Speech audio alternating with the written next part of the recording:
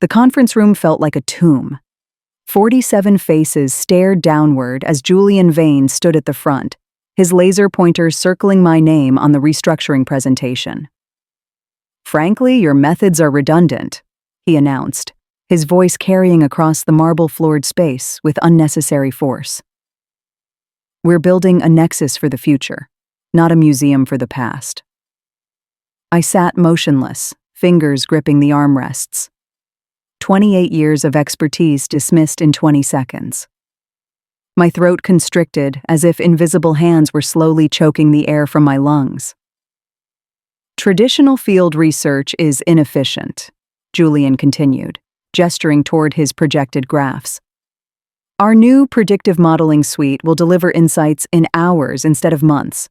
Researchers like Dr. Vance represent yesterday's friction." Heat crept up my spine. 28 years. I had joined the Halloway Nexus when we conducted 3 major studies annually. Now we published dozens, each still grounded in the rigorous methodology I'd pioneered. My methodology. This quarterly review had transformed into my public assassination. Colleagues examined their tablets, refusing eye contact. I searched for support among faces I'd mentored, guided, even recommended for promotion. Not one person would acknowledge my existence. "We'll be transitioning all active accounts to our automated analysis team," Julian said. "Your contract as director ends next Friday." No discussion, no appeal, just execution. I dug my nails into the leather armrest. This was actually happening. In a different world, the founder, Dr. Solomon Halloway, would have stood up. He would have struck his cane against the floor and reminded them that data without context is just noise. But Solomon had been gone for 7 years, and the men now running the Nexus preferred spreadsheets to soul. Let me ask you something. Have you experienced that moment when everything you've built disintegrates before your eyes? If this resonates with you, hit that like button and subscribe, because my response changed everything. My name is Dr. Miriam Vance. I'm 56 years old, and until that meeting, I was the Senior Director of Global Insight at the most respected think tank in the country. Julian Vane had arrived 8 months earlier with a flashy resume and a mandate for modernization from the Executive Director, Dr. Arthur Sterling. After the meeting, I walked back to my office alone. My team avoided my gaze. The reorganization would commence Monday. My new role? Research archivist. A hollow title offering half my salary and 0 influence. I sat at my desk, running my hands across files I'd compiled over decades. Each folder contained discoveries that had shaped national policy. "I need the vault keys," a voice interrupted. Cassidy, Julian's lead assistant, 26, sharp-eyed and completely aligned with the new regime. "The vault is restricted," I said without looking up. "Julian wants the legacy data digitized by Monday night," she said, hand extended. "The field notes, the transcripts, everything." "Those notes contain contextual nuances an algorithm can't read," I said. "We'll figure it out," she replied. I handed them over, watching her walk away. That night, I didn't sleep. I replayed Julian's expression as he said, "redundant."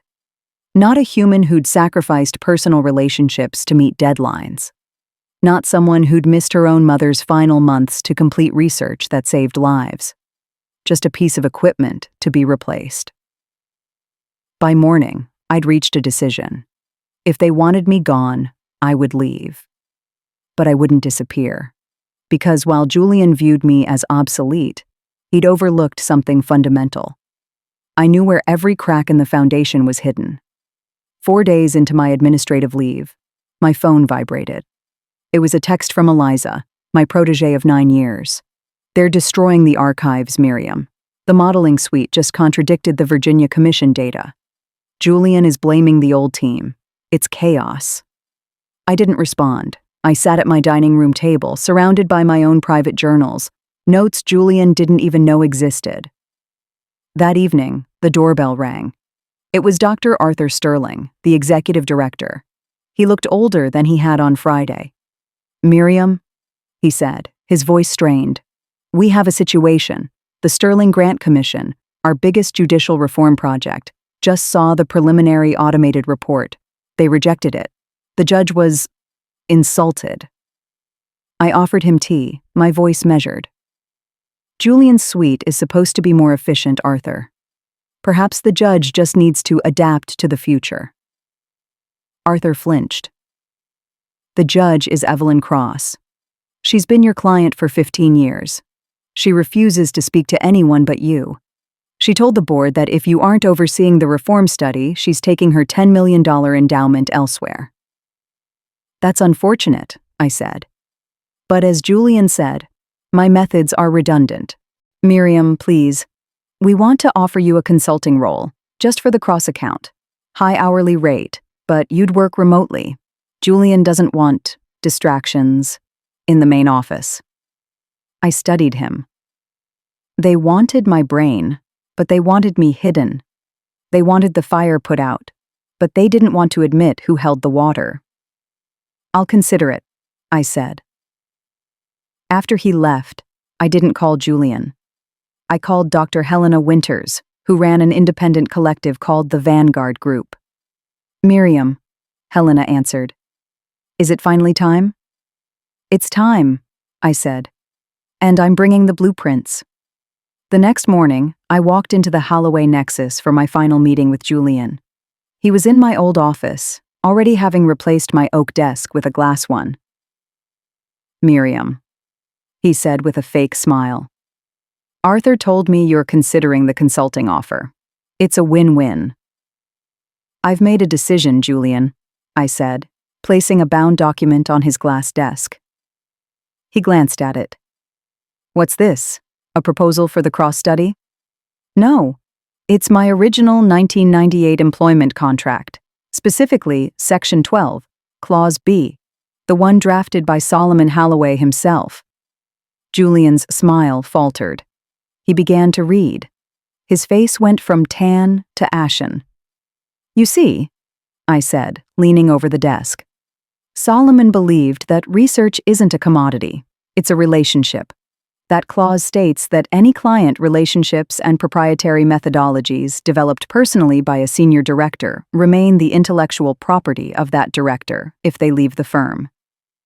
That's impossible," Julian stammered.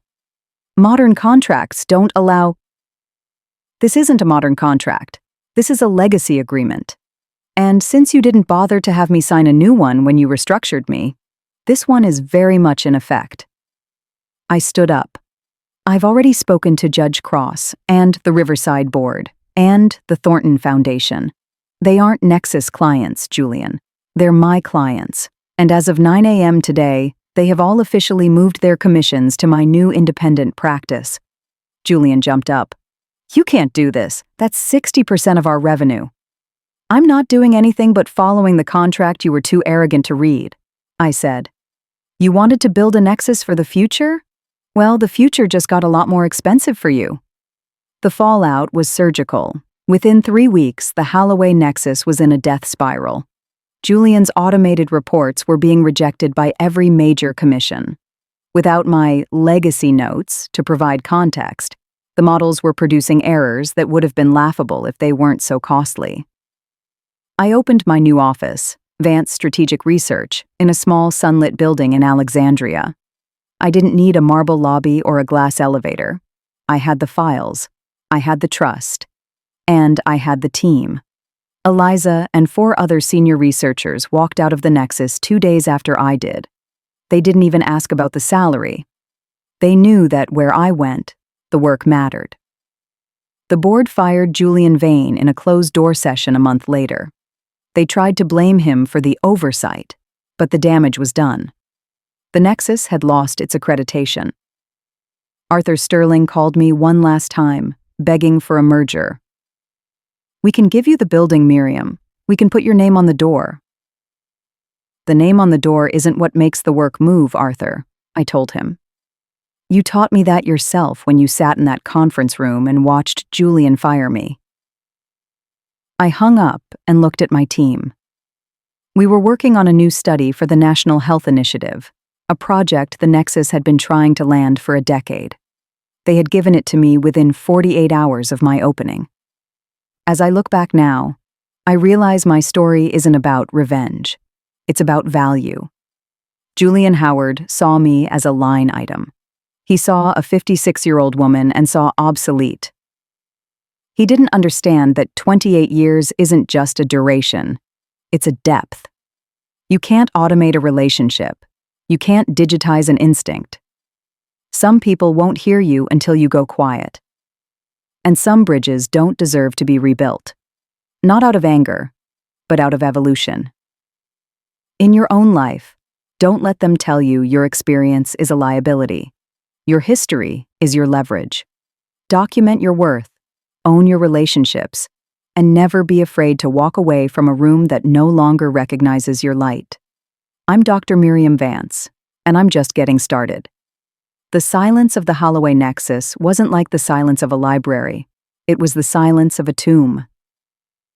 6 months after Julian Vane was escorted out of the building, the marble floors I once walked with pride were covered in a fine layer of dust. The digital screens that used to flash Julian's efficiency metrics were dark, their power cut off by a bankruptcy court that didn't care about modernization. I stood in the lobby, holding a bidder's paddle, number 412. Beside me was Dr. Evelyn Cross. She wasn't just my client anymore. She was the chair of my new advisory board. We were here for the liquidation auction of the Nexus assets. "Does it feel strange, Miriam?" Evelyn asked, her voice echoing in the empty atrium. "Coming back to buy the place that tried to erase you?" "It feels logical," I replied. "They spent 30 years building a foundation, and 1 year letting a man with a laser pointer crack it. I'm just here to save the stone." The auctioneer stepped onto a makeshift platform in the center of the main conference room, the same room where I had been told I was obsolete.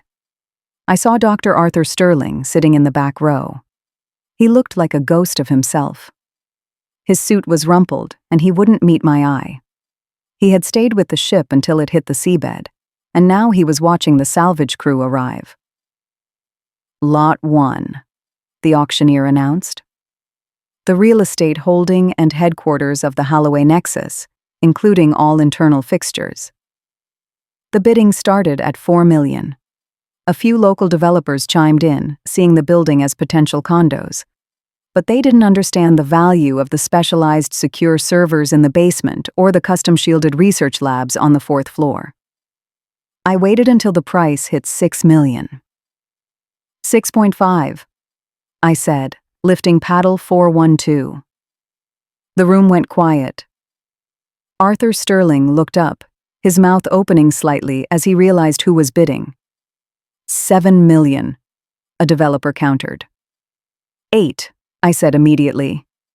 I wasn't just buying a building, I was buying back the home of my life's work. I was buying back the archives Julian had tried to digitize into oblivion. The auctioneer's gavel came down 10 minutes later.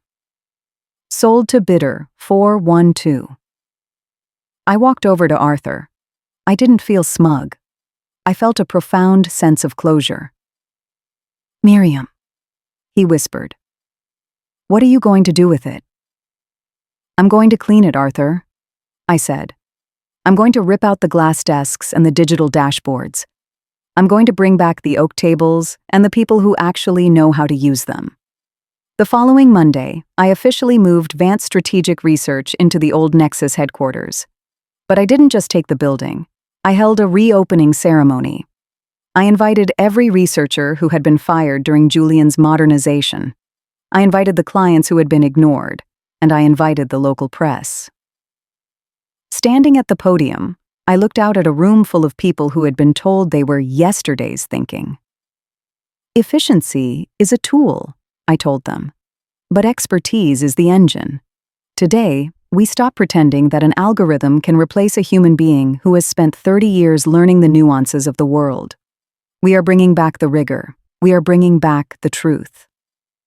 As the ceremony ended, a young intern, the same one who had once helped Julian digitize my files, approached me. She looked terrified. Dr. Vance? Are you going to fire me? I was just following Julian's orders. I looked at her. She was young, ambitious, and she had seen the worst of corporate culture before her career had even started. No, I said. I'm going to teach you. Pick up a notebook. We're going into the field tomorrow. Nexicor is gone.